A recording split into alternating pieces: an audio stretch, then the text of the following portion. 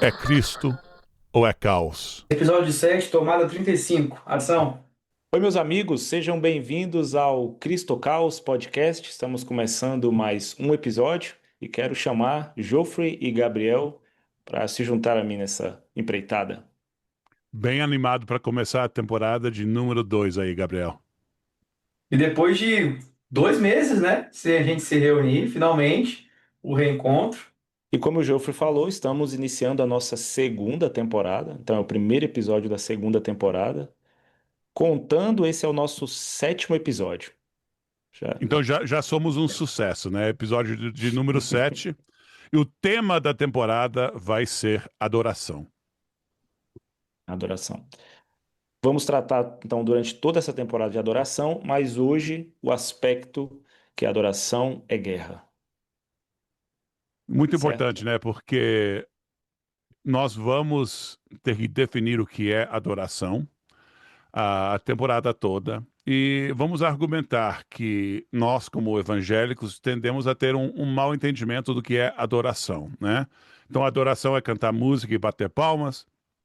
Olha, a igreja deve incluir cantar música e bater palmas, mas adoração é muito mais do que isso. É uma coisa que o povo de Deus faz na presença de Deus.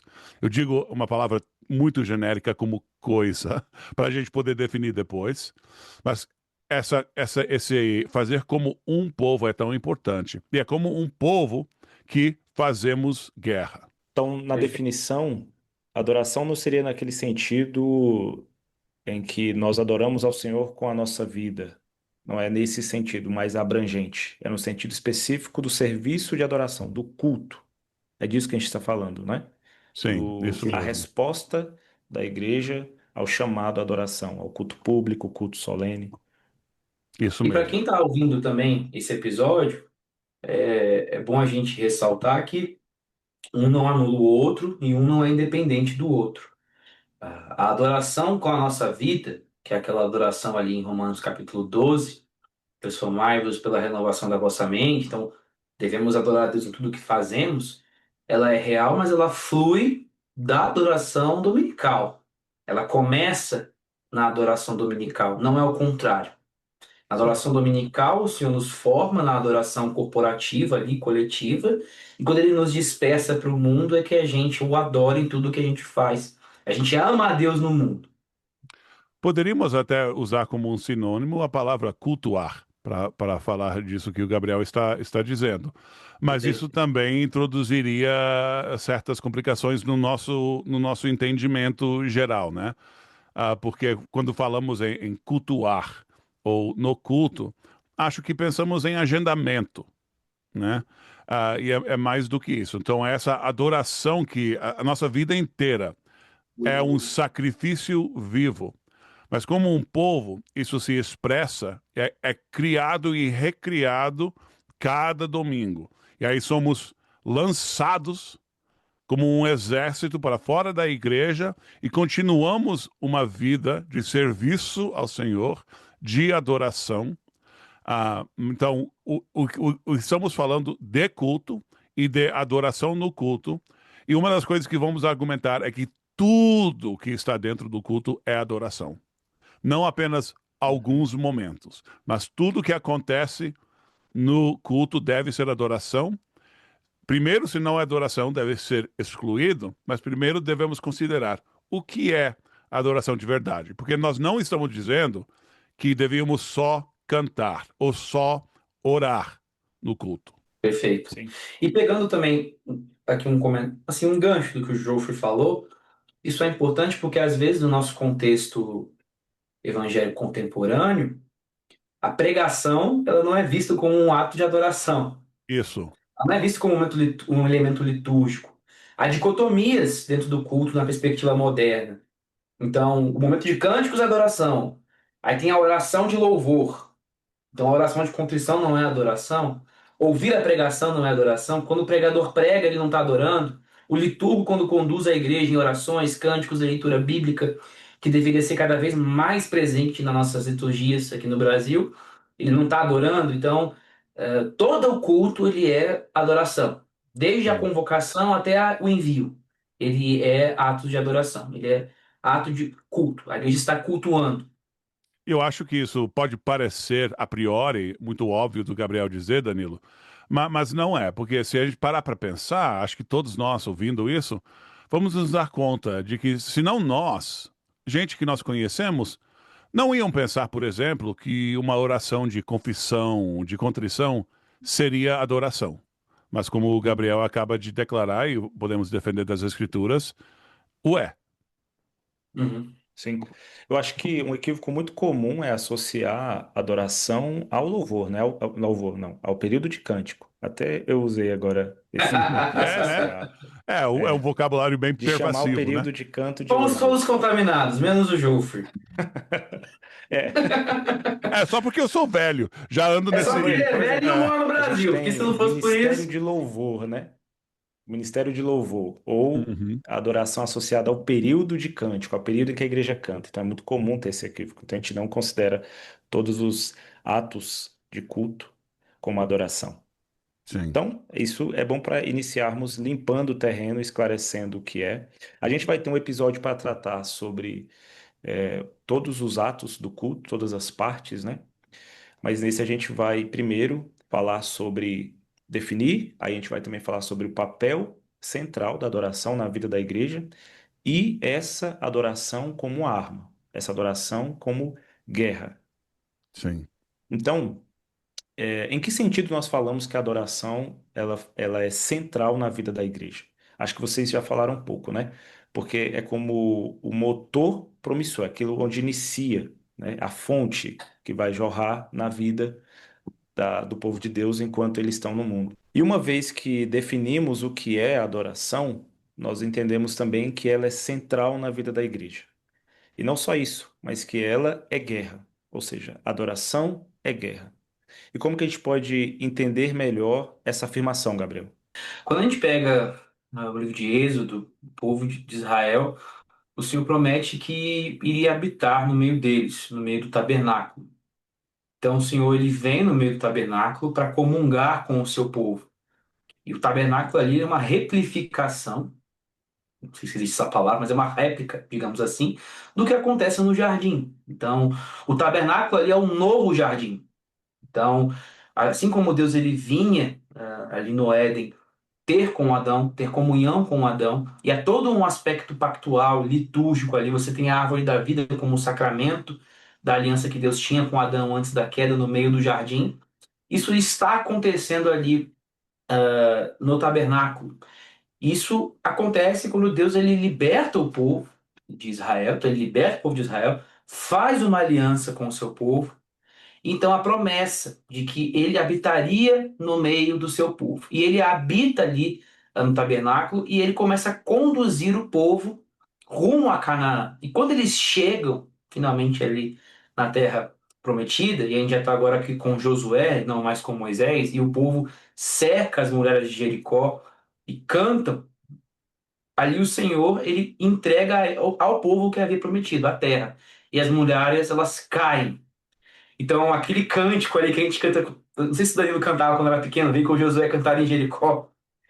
Ali era um ato de adoração. Mas a gente percebe que o Senhor, quando vinha ter com o seu povo, após libertar o seu povo ali no meio do tabernáculo, ele fazia isso rumo à guerra, da qual o seu povo seria vitorioso, porque Deus prometeu que aquela terra seria do seu povo.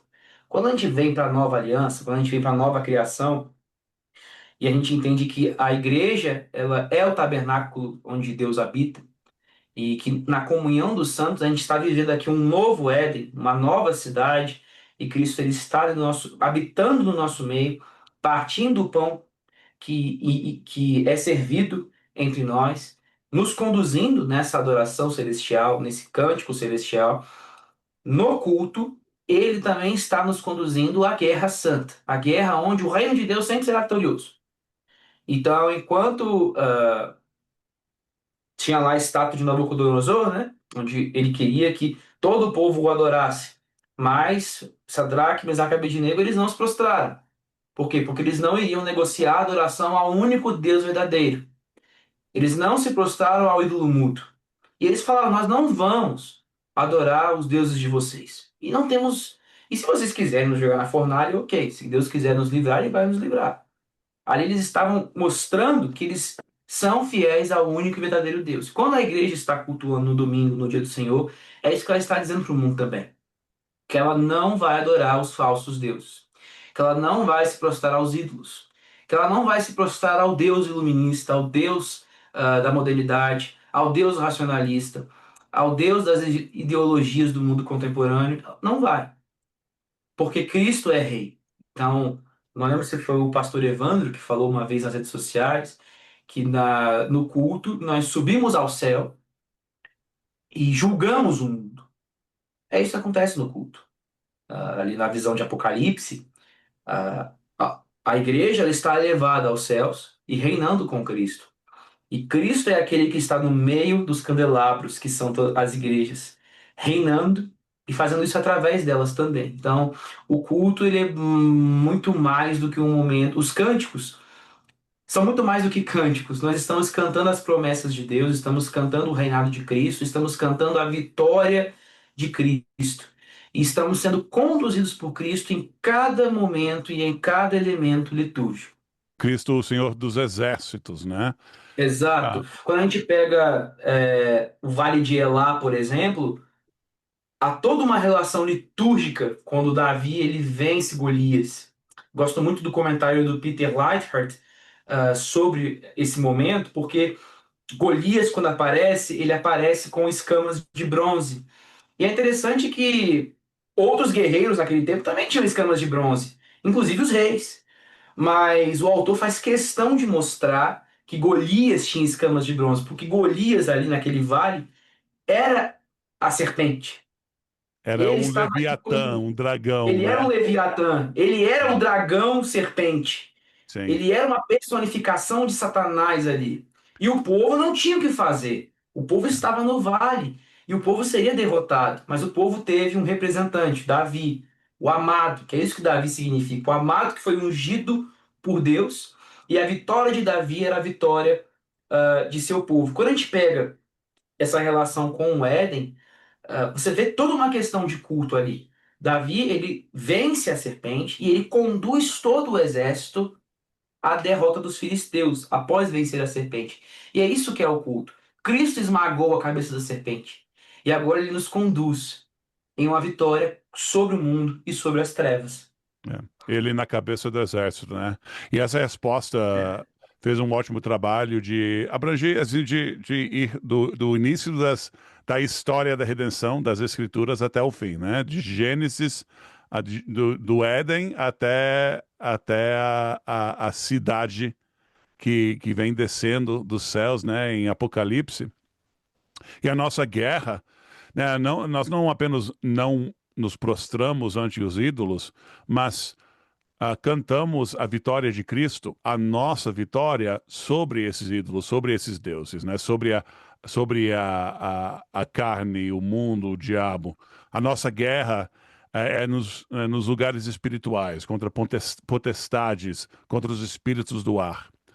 Mas eu quero voltar para apoiar o argumento do Gabriel, especificamente falando do Êxodo, né? Quando o Gabriel falou do Êxodo, que o povo se unia ao redor do tabernáculo, né? E acampava também ao redor do tabernáculo. No Êxodo, sempre que fala o povo, quando o povo está em movimento, a palavra é a palavra de exército.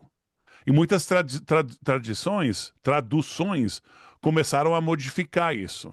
Mas o Senhor, Jeová, é o Senhor dos exércitos, né? O Senhor Sabaote.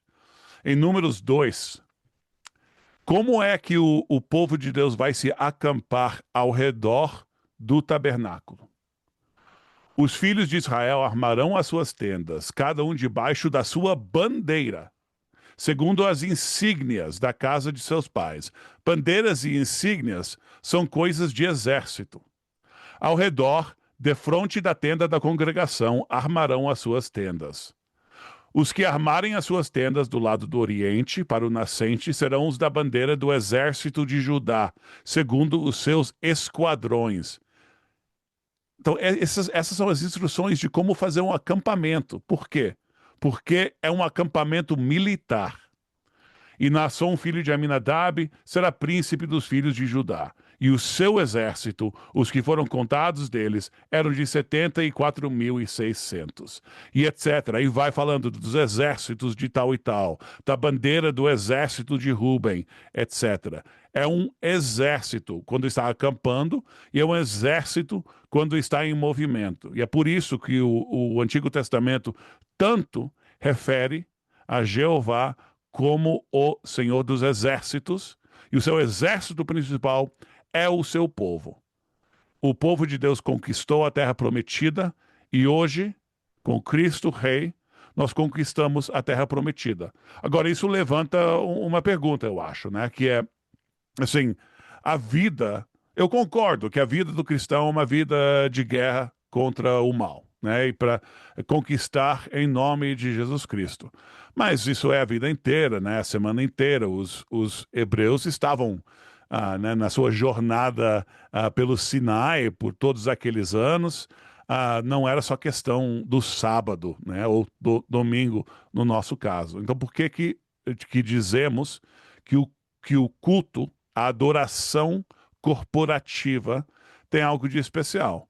Bem, isso é porque é nesses momentos que o exército todo se une. E quando isso acontece no Antigo Testamento, é de máxima importância, né? E a adoração no templo era disso.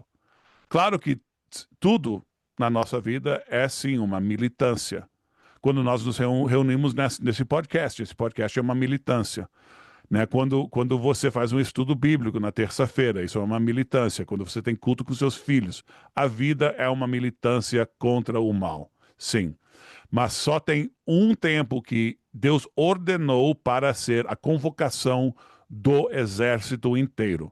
Uma das coisas mais importantes que não é ressaltado muito é a união da igreja inteira pelo mundo. Claro que tem os fusos horários, que a igreja na China não se reúne na exata mesma hora que nós. Mas é importante para a união do Santo Exército pelo mundo, que todos sabemos que é nesse momento que nos unimos para nos refrescar e também para abastecer as munições, né? É interessante, Jofo, o que você falou, porque no domingo, no dia do Senhor, quando a gente responde à convocação, e isso é importante, porque no meio reformado brasileiro há, há pouca linguagem de convocação e há muita linguagem de invocação.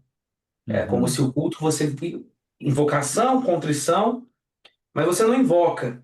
O Senhor te convoca e a igreja responde. Perfeito. Fala isso O culto de é novo, porque é calvinista. de máxima importância. Por O favor. culto, a liturgia, ela é calvinista. O calvinismo aqui ele ensina a Bíblia. É muito mais importante do que você querer discutir. Falei para você repetir, aí você decidiu, tá, então vamos com tudo. Não, mas porque Toda a razão. gente às vezes fala, o meio brasileiro gosta muito de falar de calvinismo só sobre predestinação, mas você quer falar de calvinismo? Veja a liturgia. Deus convoca, é Deus que vai no jardim, é Deus que chama Adão, é Deus que chama Moisés. É o tempo todo. A adoração, ela parte de Deus. Algo que o Frank Brito ele fala que é muito interessante. Ele diz que no culto não é que a gente serve a Deus. Deus ele serve o seu povo. Por quê? Porque ele chama o seu povo. Estamos ali por sua graça. É ele que conduz a adoração. É ele que fala como é que deve ser. Os meios de graça são dele. É ele que nos entrega tudo. É ele que nos conduz. É, ele, Então, ele que nos alimenta, ele que nos ele que nos abastece. alimenta. Cristo é o anfitrião do grande banquete do qual ele está nos chamando para comer e para beber no domingo. Mas é importante que você falou, João, a respeito de a igreja ela tem a sua questão de catolicidade. Ela está espalhada pelo mundo de forma visível, tangível, como o Peter Leithart fala, uma igreja de pessoas reais, uma igreja de verdade. E quando a gente se reúne, é a igreja no mundo inteiro, a igreja no céu e a igreja na história, todas entoando o mesmo cântico. Quando a gente pega o texto de Apocalipse a respeito dos 24 anciãos, os 24 ali estão representando todo o povo de Deus na história, tanto aqueles que ainda estão na igreja militante, histórica, e aqueles que já estão no seu estado triunfante, que já estão gozando do Senhor no céu. Todos os 24 anciãos estão lançando suas coroas. Então, quando a gente se reúne, é um evento cósmico, celestial, universal, histórico, que é a igreja no céu e na terra estão juntas cantando a Jesus. No momento de ascensão, o Espírito do Senhor ele nos eleva aos céus. É por isso que em muitas igrejas reformadas, anglicanas, luteranas, você tem aquele momento onde o pastor fala, né? Elevemos os nossos corações ao outro, e a igreja diz, ao Senhor os elevamos. Isso não é apenas simbólico. É isso que está acontecendo. Se a igreja, se o que está acontecendo no culto também, o partir do pão ali, ele é um vislumbre da eternidade, a igreja ela está sendo elevada aos céus. Sim. Então, o culto ele é muito mais apenas do que a gente está vendo ali dentro das nossas quatro paredes, com aquelas pessoas simples e o pastor conduzindo. Há um grande evento cósmico e celestial acontecendo naquele momento. Então, aquele momento de pessoas simples, que a gente julga insignificantes, pequenas e repetitivas, é muito maior do que a gente pensa. E está fazendo É, parte de uma obra do Senhor na história e que é atemporal. sim. É o evento mais glorioso, né, que há. Não há É, mais nada mais belo, mais glorioso, mais poderoso do que o povo de Deus reunindo para adorar. E eu fico pensando da seguinte maneira: a visão que nós temos da adoração vai ser traduzida em como nós nos comportamos nela, em como nós nos portamos. Sim. Então, às vezes você vê uma adoração fraca, e exatamente porque você não acha que precise ser vigorosa, porque você não está em guerra, né? Então, se a Sim. gente vê a adoração apenas como uma reunião de um povo, apenas para, na verdade, para se esconder do mundo, né? Às vezes se reunir no salão, vai se esconder do mundo, ou você tem só a ideia individualista ali de oferecer um cântico, um agradecimento. Se você não entende que é um exército que está se reunindo e que esse exército está guerreando, então você não vai ter uma postura de um guerreiro. Sim. É o que E aí, por isso a nossa adoração é fraca. é isso mesmo. O que o Gabriel levantou do sursum corda, né? Do momento em que a igreja assim, responde ao chamado e se eleva a Deus, né? Elevemos os nossos corações. Ah, e isso muda tudo, né? Porque isso facilita que entendamos que tudo dentro da adoração no domingo é frente ao trono de Deus. Tudo, né? Então, se tem um anúncio ali, esse anúncio está sendo feito nos céus. Né? Tem que pensar nisso. Se assim, se o baterista é novo, o baterista é novo lá nos céus, né? E se é o melhor que a igreja consegue, tá, tudo bem. Mas a gente deve sempre lembrar disso, né? Que tudo que estamos fazendo é nos céus como um povo.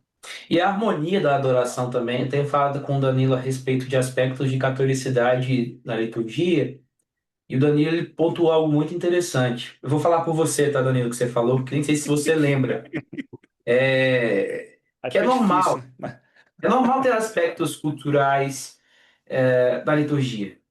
Tá? Eu Sim, não vou ser napolitano chato para falar que um povo vai cantar no mesmo tom de voz do que outro povo, que uma pessoa vai usar a mesma cor de camisa do que outra.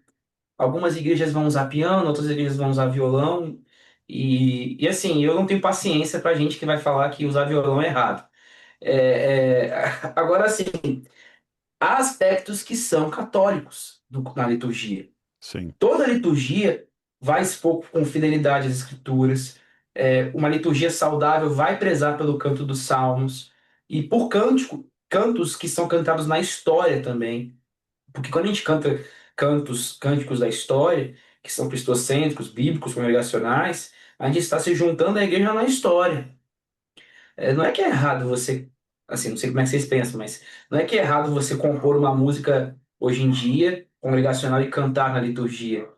Não é errado isso, mas quando você se apega a cânticos na história, você está cantando coisas que a igreja no mundo inteiro está cantando. O Danilo também, a gente estava falando sobre catecismos, né? E tem muitos catecismos, tem alguns catecismos bons que têm sido lançados recentemente, até, inclusive aquele do Rich Lusk, o Eu Pertenço a Deus, cara, muito rico. Mas a gente tem discutido, você lembra, Léo, que a gente discutiu sobre a importância de usar catecismo na liturgia? E a gente optou por um catecismo mais antigo. Por quê? Porque é mais católico. Sim, É, a igreja na história está usando. Então, talvez duas ou três igrejas estejam usando o Eu Pertenço a Deus, que é um excelente catecismo, eu super recomendo, na liturgia. Não sei se usam aí nos Estados Unidos, nunca vi. Mas a igreja na história está usando o catecismo de Heidelberg. Então, há um sim, aspecto católico. E isso é importante porque está mostrando que é um só povo, é uma só igreja, é um só coração, unidos de alma, tendo o mesmo entendimento. É o que o apóstolo Paulo fala na carta aos Filipenses. E quando o Senhor Jesus ele orou para que fôssemos um, como o Pai e eles são um, para que o mundo veja e creia que ele nos enviou, ele não está falando da igreja invisível. Por quê? Porque sim, está falando para que o mundo veja. O mundo não tem como ver algo invisível. Está falando de algo visível. Para quê? Para que creia que ele enviou. Isso é uma unidade tangível. E sim, unidade tangível não é apenas pessoas completamente diferentes, liturgicamente, doutrinariamente, falar que são um e estamos juntos. Essas sim. pessoas elas não vão cultuar juntas, essas pessoas elas vão ter muito mais problemas do que coisas em comum na prática. Ele está falando de unidade visível, tangível, real, é isso que a gente quer buscar aqui, e isso começa na adoração. É importante. Aqui nós entramos na questão do um e dos muitos, né? Temos essa união de catolicidade, mas também é importante afirmar a diversidade do povo de Deus, né? E o Rushdoony, em especial, tem feito um ótimo trabalho sobre essa ideia dos uns e dos muitos, mas muitos cristãos. Por quê? Porque o problema dos pagãos sempre tem sido que ou é união máxima ou é caos total, né? Eles não têm a, a trindade, né? A própria natureza de Deus nos ensina que é possível manter, até na criação, união e diversidade, para usar uma palavra moderna e usada muitas vezes de forma muito feia. Então, claro que um cristão na Quênia, ou na China, ou na Suécia, não vai cultuar da mesma forma que um cristão no Brasil, e nem deve, né? Nem Ah, deve. nem deve. Mas se nós afirmamos que é importante adorarmos como um povo só, né? E confessar que até batistas e luteranos são cristãos, aí nós temos que afirmar também a solenidade, porque a solenidade vai nos ajudar a entender como é que nós podemos ter toda essa diversidade sem que seja um caos, toda essa diversidade de forma unida. Como é que nós fazemos isso? Ninguém sai para a guerra de forma leviana. E solenidade não quer dizer tristeza nem melancolia. Solenidade é a majestade da ocasião. Então nós devemos, estamos ascendendo, estamos subindo aos céus. Então subimos aos céus como um povo, como um exército, que já dissemos que é a mesma coisa. Né? O povo de Deus é o exército de Deus.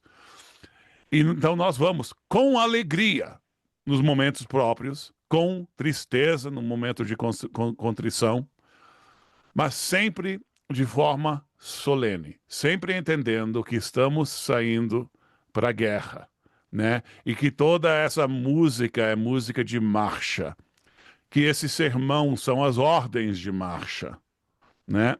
Que esses meios de graça estão nos equipando para correr a corrida, para lutar a batalha, né? Então, é pela própria atitude que nós trazemos de solenidade no culto, na adoração, que nós podemos manter essa catolicidade e essa diversidade, Danilo. E entrar num ponto um pouco espinhoso. Alguns pastores já identificaram, né, alguns, inclusive irmãos nossos já identificaram um aspecto afeminado no culto, né? Hum, E que isso não convida a igreja à guerra. Inclusive, uma das questões, né, é a retirada dos salmos, que são hinos que que contém muita guerra, muita menção a Deus ser vitorioso, a ele ser Senhor dos exércitos, a ele derrotar os seus inimigos, a ter bastantes orações imprecatórias. Então, quanto menos a igreja vai perdendo o canto dos salmos, quanto mais ela perde, mais ela vai perdendo de vista a batalha, né? Essa Sim. guerra. Então, eu estou associando duas coisas, né? Mas o primeiro ponto é como vocês entendem esse aspecto que está tornando o culto mais ameno, mais efeminado, desde os cânticos, as posturas, né? Como a gente falou, como você vê a adoração, você se comporta. Eu acho que é um tema que vai resultar em uma conversa bem produtiva aqui, mas eu quero começar pelo ângulo da feminilidade. Eu quero citar para vocês de uma música extremamente feminina, tá? Uma música escrita por uma mulher, cantada por mulheres. Se citar só um pequeno trecho. O Senhor é homem de guerra, o Senhor é o seu nome. Lançou no mar os carros de Faraó e o seu exército, e os seus escolhidos príncipes afogaram-se no mar vermelho. A liturgia tem sido, em muitos contextos, a liturgia tem sido moldada ao que a sociedade quer. Então, quando o apóstolo Paulo fala, não vos conformeis com esse século, mas transformai-vos pela renovação da vossa mente, para que experimenteis qual que é a boa, perfeita e agradável vontade de Deus, quando a igreja ela deixa de fazer isso e ela se molda, ela se torna aquilo ao que ela se moldou. Então, é bíblico que você é aquilo que você vai adorar. Você se torna sendo o pastor da Livingstone, estou falando dele, Joffrey. O Ben Seu Zorns. pastor. Sim, Ben Mas ele Zorns. fala no texto, você se torna semelhante à besta que adora. Então, numa sociedade feminista, onde há muitas feministas sem saber que são feministas também, você tem uma cultura mais efeminada, você tem uma cultura mais sensível, você tem uma cultura com a falta de presença paterna, com a falta de liderança, com conceitos ruins a respeito do que significa masculinidade, o que significa hombridade. A gente tem hoje ideais complementaristas nas nossas igrejas que não passam de um igualitarismo disfarçado. Fala que a mulher não pode ser pastora, mas na prática ensinam todo tipo de igualdade. E Então, essas são igrejas lideradas por mulheres, né? Elas não pregam, é, mas elas que mandam. em muitas igrejas, quem manda é a esposa do pastor, ou a esposa de presbítero, e por aí vai. Quando a gente vê no Antigo Testamento, há muitos momentos onde as mulheres elas são vistas com alta dignidade. Sara, Rebeca, Raquel. A gente tem uma juíza mesmo, ali no meio dos juízes, claro que num momento extraordinário, esporádico, quando o povo estava em apostasia e Deus usou uma mulher, Débora, para trazer o povo de volta. Então, você tem isso. Você tem Jesus tratando as mulheres com dignidade. O problema não é a feminilidade. O problema é que a gente tem tido uma ausência do que é uma masculinidade bíblica. E isso tem trazido muitos homens efeminados, efeminados sem saber que estão sendo efeminados. Você tem tido uma onda muito grande de sentimentalismo, de emocionalismo, que faz parte, da pós-modernidade. Isso é o que veio junto com a pós-modernidade, ondas de mais emocionalismo. E acontece que a nossa liturgia hoje ela é muito marcada por individualismo emocionalista. Então cada um veio aqui para a igreja para Deus falar com você em uma questão individual sua. E esse individual seu geralmente está carregado de um problema que você passa, de uma angústia, de um problema. Então você está indo ali consumir algo para o seu problema. E você precisa ali ser saciado emocionalmente, saciado sentimentalmente. E aí a melancolia vai crescendo, e tudo aquilo que é mais confrontativo vai sendo tirado. Então, se a liturgia é guerra e não tem como você cantar os salmos sem parecer que está marchando junto com o exército, então vamos tirar os salmos. Sim. Se as músicas antigas elas não são tão emocionais, vamos tirá-las. Os hinos, né? A diferença dos Os hinos tem hinos. aquele. O hino como uma marcha, né? Quando você canta um hino, É, você dá vontade de e marchar, né? isso é uma É. característica dos hinos e dos salmos, porque todo cântico verdadeiramente congregacional, ele é carregado de uníssono. É uníssono que fala?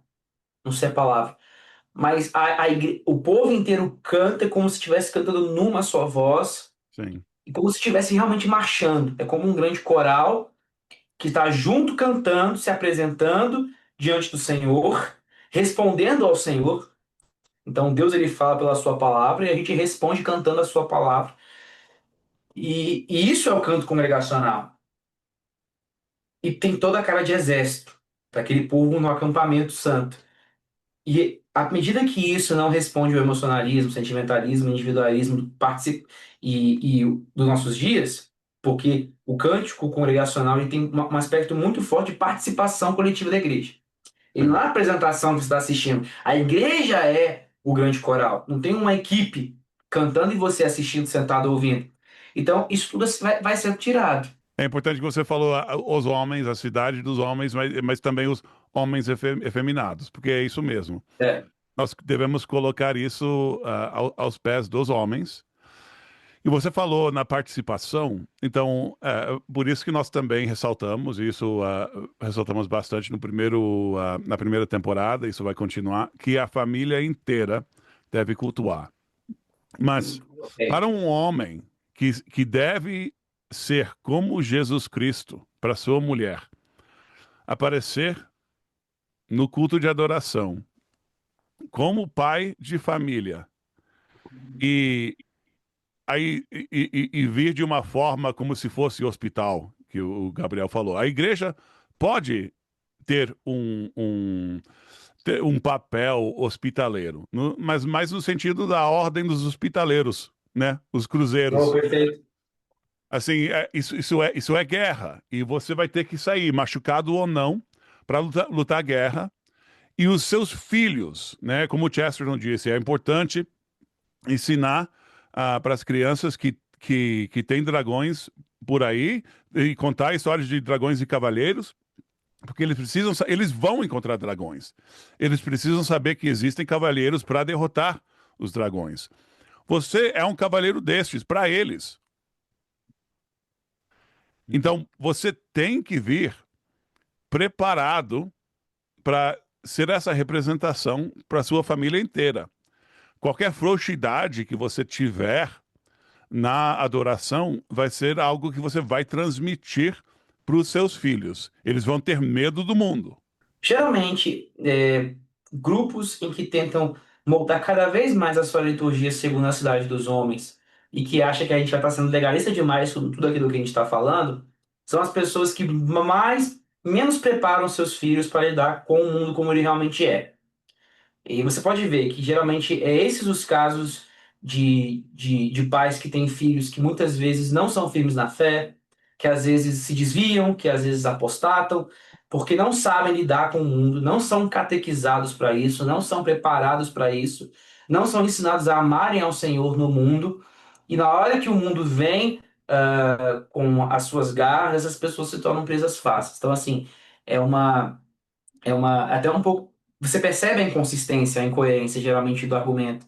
Geralmente eles vão falar que a gente está sendo muito legalista, ou muito radical com o que a gente está falando, que a igreja ela não é um exército, que a igreja ela, na verdade é um hospital, que a igreja na verdade ela é um abrigo, que tem que cuidar dos feridos. E geralmente essas são as igrejas das pessoas que falam isso são as igrejas mais doentes, onde mais tem feridos de coisas antigas não tratadas e que eles não querem tratar porque tratar mexe em ferida, e ferida às vezes é necessário arrependimento, é necessário disciplina, é necessário mudança. E as igrejas, geralmente, que têm em mente a sua posição de que ela está adorando e que a adoração é guerra, essa é a igreja geralmente mais saudável, onde os membros são mais fortes, onde as crianças elas estão cada vez mais preparadas para lidar com o mundo. Muitas igrejas são igrejas de desertores e quem quer ficar no hospital. Uma vez que a gente entende que a adoração é guerra e que o Senhor dos Exércitos nos convoca para adorá-lo, como que nós respondemos isso de maneira fiel? Ou seja, como que a igreja adora a Deus de maneira fiel? Hum. Eu gostei dessa palavra fiel, né? Fidelidade, lealdade. Essas ah, são virtudes viris, né? Ah, o nosso Deus é o Deus do pacto. Ele fez um pacto conosco. Nós temos obrigações solenes. E claro que sabemos que não conseguimos cumprir nada que não foi cumprido por Jesus. Mas ele nos chama com alegria a participar disso, né? Então, uma das coisas que devemos nos perguntar para sermos leais ao Senhor é o que ele quer. É o que Deus mandou a gente fazer. Isso vai remeter, claro, ao princípio regulativo, né? E existem interpretações diferentes disso, mas no mínimo essa pergunta: o que é que Deus quer? O culto é de Deus, como Gabriel disse, né? Nós não invocamos ele como se estivéssemos chamando um demônio, né? Ele nos convoca, ele que nos chama. Não é magia, não é bruxaria, ele chama e ele faz. Ele nos traz ao seu trono, ele comunga conosco, nos dá as nossas ordens de batalha. Então, sem, sem ficar definindo cada coisa, que a gente vai até fazer muito disso durante essa temporada. Vamos falar da liturgia, de chamado, né, de convocação. Vamos falar sobre a comunhão. Vamos falar dos momentos no culto. E vamos definir muita coisa. Mas, no mínimo, Gabriel, eu acho que essa é a ideia de nós devemos nos perguntar. Para sermos leais, temos que saber o que nosso Senhor quer. E não é o que eu gosto, o que o povo gosta, o que o povo vai gostar, o que vai chamar a atenção. É algo agradável ao Senhor? Há uma boa razão bíblica para isso? Então, essa é a razão pela qual a gente faz o culto como faz. O culto é o momento onde a gente está cultuando a Deus da forma como Ele quer ser adorado. E é isso que importa. Então, às vezes às vezes tem igrejas por aí, Brasil afora, ou até nos Estados Unidos mesmo, não sei, Jô, Hum. onde vão ser plantadas, e as pessoas pensam muito em inovações para a liturgia, Sim, sim, mas não devem pensar nisso. Ele quer que os seus filhos, o seu povo, sejam obedientes.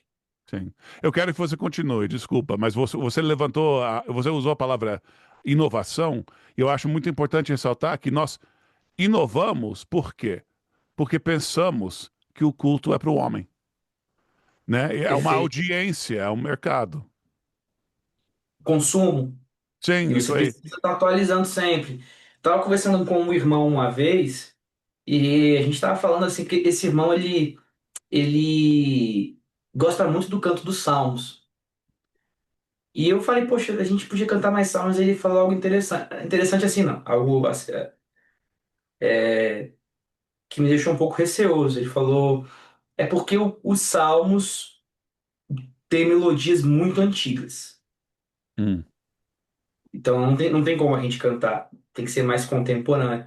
Calma, porque é antigo que é ruim? é, Então, o culto é para quem? A gente tem que se perguntar. É claro que precisa ser belo, mas a gente está falando dos cânticos que foram cantados pelo povo de Deus na história, que o próprio, cânticos esses que o próprio Senhor inspirou para que o seu povo cantasse. sim. Então, se Mas, foi ele que inspirou, é porque já é belo por si só. uhum. Já é belo por si. Os salmos já são belos por si só. E Eu não essas preciso coisas atualizá-los. duraram por tanto tempo. Desculpa, a música, né, que assim Duraram. veio da Reforma e até antes, né, elas duraram por uma razão. Eu tenho certeza que até para os devotos de cantar os salmos genebrianos, que caíram do lado algumas músicas genebrianas, que não eram tão belas assim. Olha, eu sou artista, a minha mulher é artista. A minha grande esperança é que daqui a 500 anos, que alguns hinos, algumas músicas de salmos sejam transmitidas para as próximas gerações, né? Mas assim, por que que existe tanto lixo no que nós fazemos no culto? Porque tanta coisa de assim, de um critério tão baixo de forma artística. Por quê? Porque estamos produzindo como se fossem Big Macs para uma audiência humana, né? Mas se nós começarmos agora a escrever músicas a Deus e não para que é agradável ao homem. Muitas vezes essas coisas vão tocar, né? Mas se a audiência é Deus, algumas músicas novas vão durar por gerações. Mas isso é diferente do que, no mínimo, como nós estamos usando essa palavra inovação, né? Ah, E assim, se os cânticos eles são as orações do povo de Deus uhum, na história, é coerente que igrejas no mundo atual continuem escrevendo. Não apenas músicas para não serem cantadas no culto, mas também músicas para o contexto de culto. sim, Mas elas são músicas que sempre vão seguir esse caráter congregacional. E, sim, infelizmente, normalmente, quando as pessoas falam que uma música, um salmo, não pode ser cantado porque ele tem uma melodia um pouco antiga, geralmente, para essa pessoa, o que ele entende por melodia nova é uma melodia que a gente sabe que ela não se encaixa dentro do contexto congregacional. é, Não é como é, é, uma marcha, sim, não é como uma é o marcha. tipo de coisa que fica lá no palco e a gente ouve, a É, gente escuta, né? Você vai uma igreja dessas e o pessoal não está cantando, em especial os exato, tá homens. assistindo. E não É, é errado compor músicas assim. não, não. É, nem Mas não toda fazem música parte do cristã. culto. Exato, nem toda música cristã ela é congregacional. Acho que o Ben Zorns, o seu pastor, ele compõe, né? Ele Sim, compôs uma sim, música sobre o Magnificat. Não são músicas congregacionais, mas são músicas belas, maravilhosas, de deleite. Eu gostei muito quando eu ouvi. sim, Então, não quer dizer que toda música que a igreja compõe é de contexto litúrgico. Mas a igreja ela também deve compor músicas do contexto litúrgico, porque a igreja na história ela fez isso. sim, Agora, uma coisa é ela ter reflexos da sua cultura que não precisam ser jogados fora. Outra coisa é ela moldar o que significa uma liturgia de acordo com os critérios da cidade dos homens, para é, agradar o povo, né? E aí o culto deixa de ser culto e vira teatro. sim. Eu, Vira eu não teatro. sei se é proposital ou se é intencional, mas não é só a forma, eu acredito que não agrada. O próprio conteúdo dos salmos também. Se você for perceber, muitos não conseguem entender certos ensinos no contexto do culto, exatamente porque tem uma visão de adoração deturpada, né? Então, se você Sim. não consegue ver a adoração, como a gente tem falado, como uma guerra em que o Senhor dos Exércitos convoca o seu povo e que a gente pode se encantar contra os inimigos do Senhor, muitos salmos não encaixam na nossa liturgia moderna, né? Na nossa Se você não compreensão de culto. consegue, desculpa, eu interrompi Sim. de forma muito, desculpa. Se você não consegue cantar o Salmo 127, tem algo de errado com você, não com as Sagradas Escrituras. E também, assim, Exatamente. é difícil a gente querer que, às vezes, uma geração muito efeminada cante, porém aquele que dos céus está, Sim. põe-se a rir, o Senhor zomba deles. Não dá, cara. É. Porque você está falando que o Senhor zomba dos seus inimigos. Para um povo efeminado. E Para um só povo. para fazer a ligação bem concreta à pergunta que Aham. você fez, Danilo, isso toca diretamente em lealdade, em fidelidade, né? Se somos fiéis, vamos ser fiéis às Escrituras. Se somos fiéis, vamos ser fiéis ao nosso Senhor, mesmo se não gostamos, e vamos aprender a gostar, né? E Exato. mesmo quando ninguém está sendo. Sim, A multidão Sim. pode estar adorando o bezerro de ouro, mas nós não vamos fazer isso. A fidelidade está atrelada à obediência. O Senhor mandou, uhum, nós obedecemos, é. portanto, somos fiéis, né? Ele é nosso Perfeito. Senhor. Eu acho que até nos ajudaria a pensar de forma mais medieval sobre isso. Sim, A própria palavra Senhor tem perdido muito peso. Eu queria sim. levantar uma coisa um pouco aleatória, mas quando o Gabriel disse que, falando em músicas novas, etc., que nós não devemos esquecer da história da igreja, que a igreja toda é uma história, e ele ligou isso também com a diversidade até geográfica e étnica. Um dos meus sonhos é daqui a 500 anos, novamente, desde os céus, ver um legado brasileiro no inário de um povo de fala estranha. Os brasileiros reformados têm que cantar música alemã, suíça, francesa, inglesa, americana, né? Eu não, assim, eu gosto de música nova e eu sei que música nova agrada ao nosso Senhor. mas é para oferecer Agrada. ao Senhor. E daqui a pouco isso vai começar a crescer. E vai ter sim um legado brasileiro na Igreja Católica. Amém. Amém. Amém. Coisa boa de ouvir. Amém. Então, meus amigos, Gostaria que fosse antes de estamos. 500 anos É, também. né? Que venha antes. Eu queria pelo menos sentir o gostinho, assim, ver alguma coisa. Mas isso é É, interessante, sabe? Porque de fato a gente precisa dessa iniciativa, né? Sim. E se ver como parte da Igreja Católica e contribuir, né? Mas é uma coisa que, assim, o jeito que a igreja evangélica é, existe uma indústria de música gospel, né?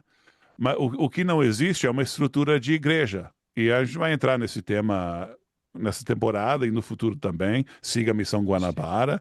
Mas, assim, a igreja. Assim, o meu pastor escreve músicas e tem muitos músicos na CREC e na minha igreja local que escrevem músicas, assim, congregacionais. Ah, então, para mim, eu acho que isso é ótimo, mas por que que isso acontece tanto na minha igreja? Porque já temos algumas gerações de muita estrutura artística e muito lá na, pensamento litúrgico. Legal. lá na igreja tem um presbítero, achei sensacional. Ele compôs várias músicas. Ele quer gravar. Ele acha que vai gravar. Na sua Cara, igreja? é. Eu acho que são raríssimas as vezes que eu vi tanta Bíblia cantada de forma harmônica e poética e bela numa única música, cara. Legal. São raras as vezes que eu vi. E quando eu vi aquilo ali, eu falei, cara, eu tenho que gravar esse negócio logo. Tem que gravar logo, velho. E acho que ele até chegou a cantar uma vez com a gente lá no culto. Ah, que Uma bom. ou duas. E Tem, foi ó, muito tem, bela. tem né, Foi muito tá bonito. tendo não é bem original, né? Mas no grupo de liturgia da Missão Guanabara, vez ou outra lá, o pessoal começa a compor, a traduzir, Sim. né? Então já E olha, é temos assim que uma reforma acontece. vestígios por lá. Sim, sim. É E é isso mesmo. importante a gente incentivar os pequenos passos também, incentivar as pessoas que fazem isso. Sim. Mas não por uma indústria de música gospel, mas pela igreja, Porque isso é pelas agradável ao igrejas. Senhor. Pela Sim. igreja, né? Isso é para o corpo de Cristo. Se a igreja é uma igreja que ora e se o cântico é a oração, então convém que a igreja componha músicas. Ela escreve. Isso é belo. No- novas músicas de marcha, Danilo. Sim, por Novas favor. músicas de marcha. Maravilha. É a antítese para o nosso tempo. Sim. Sim. É, eu tenho um texto publicado recentemente na Missão Guanabara, acho que é Quando os Homens Voltarem a Cantar de Novo. Uhum. A gente podia colocar ele aqui no link para o pessoal ler. É Vamos sim. interessante porque ele me fez pensar algo que eu não tinha associado, mas os no exército os homens eles são estimulados, são treinados, eles são encorajados por meio do canto, né? Então o cântico ele revigora. Ele é como ele fala, às vezes você não está animado, você não está nem alegre. E quando você, mesmo sem estar assim, começa a cantar, você é encorajado. Então, eu Sim. acredito que é isso aí, as pequenas canções que sejam jubilosas, sejam vigorosas e que comecem a encorajar a igreja, né? Para que ela cumpra o seu papel fielmente. Falando em soldados serem motivados, eu tenho até uma história para contar. Eu sei que estamos chegando no fim, mas, então eu sou treinador de rugby, né, que é um esporte bem duro. E nós cantamos, né? Todas as faixas etárias cantam e a nossa equipe de jovens, né? Do sub-19, eles cantam uma música que eu até estou tentando traduzir ao português, mas é um hino luterano. Surgem novamente corações de leões. E é muito, uma melodia muito forte. Eles cantam, quase que entoam como se fosse uma daquelas músicas de marcha mesmo, assim, de soldados de exército. Porque eles estão lá no campo quando cantam. Aí eu fui lá no Ministério para Jovens em Recife, Solideu Glória, ano passado. Aí uma das coisas que eu fiz, eu dei uma clínica de rugby para esses jovens, todos homens, né, de 16, 17 anos até 22, 23. Eles fazem um jiu-jitsu, jogam um futebol, entre um monte de outras coisas que eles fazem, né? Mas eu estava muito impressionado com o nível desses jovens, a dedicação deles. Assim, eu fiquei muito, muito impressionado mesmo. Mas eu fui lá, eu dei essa clínica de rugby. Aí depois do primeiro dia eu falei para eles, ó, vocês têm alguma, já que o treinamento está encerrando, vocês têm alguma música bem, bem forte que vocês podem cantar juntos para fechar o treinamento?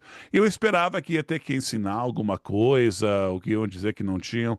Não, os caras, eles foram ensinados bem pelos seus mestres na fé. Juntaram braços como se já tivessem feito isso muitas vezes, porque fizeram. E cantaram um salmo genebriano assim. Cara, me fez mais viril estar lá com eles, cara. Eu saí de lá mais homem. Só de ouvir já aumentou a testosterona, né? Igual o pessoal Isso fala. mesmo, cara. Aí eu fiquei tão feliz com isso, assim, de ver que isso está crescendo na igreja brasileira, né? Sim. Amém. Eu queria só ler um texto pequeno do Peter Leithart antes da gente encerrar. O nome do texto é O Deus que Canta, do Peter, lá tá no Theopolis Institute, e diz o seguinte, vou ler só o trecho, né? Deus é uma comunhão eterna de Pai, Filho e Espírito. Deus é um coro eterno em três vozes. A vida de Deus é uma harmonia perfeita entre Pai, Filho e Espírito. A Trindade canta, é canção. Jesus cantou enquanto estava na terra. Ele ainda canta no céu. Ele canta através de nós. Quando Cristo habita ricamente em nós, estamos cheios de sabedoria musical para ensinar e admoestar em canções. Colossenses 3,16. O cantor principal soa através de cada cantor, tornando a voz do coral um enriquecimento da do mestre de coro, a polifonia do totus Christus, ou traduzindo do Cristo todo, que inclui a igreja, né? Então, quando a Excelente. igreja canta, Cristo está cantando através dela. Não negligencie isso. E quanto mais estrutura de apresentação esse cântico tiver, e quanto mais individualista for, mais a glória de Cristo será ofuscada no momento em que a igreja canta. E se posso adicionar a isso, só para nos Deve. ajudar nessa mentalidade, a fazer uma afirmação calcedoniana aqui.